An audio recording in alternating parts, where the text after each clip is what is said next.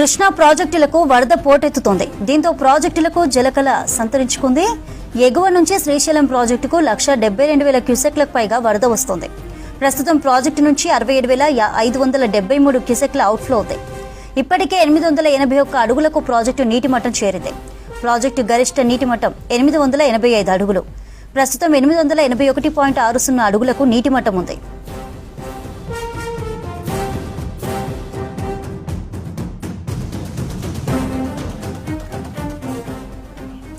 Project పూర్తి స్థాయిలో నిండడంతో ఇవాళ గేట్లు ఎత్తనున్నారు ఏపీ సీఎం చంద్రబాబు. ఉదయం 10 గంటలకు విజయవాడలోని ఉండవల్లి హెలిప్యాడ్ నుంచి శ్రీశైలంకు బయలుదేరతారు. ఉదయం 11 గంటలకు శ్రీశైలం సమీపంలోని సున్నిపెంట హెలిప్యాడ్కు చేరుకుంటారు. 11 నుండి 11 గంటల 35 నిమిషాల వరకు శ్రీ స్వామి అమ్మవార్లను దర్శించుకుంటారు. 11 గంటల 50 నిమిషాల నుండి 12 గంటల 10 నిమిషాల వరకు శ్రీశైలం జలాశయం వద్ద నిర్వహించే జలహారతిలో పాల్గొంటారు. ఆ తర్వాత రేడియల్ క్రస్ట్ గేట్లెత్తి దిగువకు నీటిని విడుదల చేయనున్నారు సీఎం.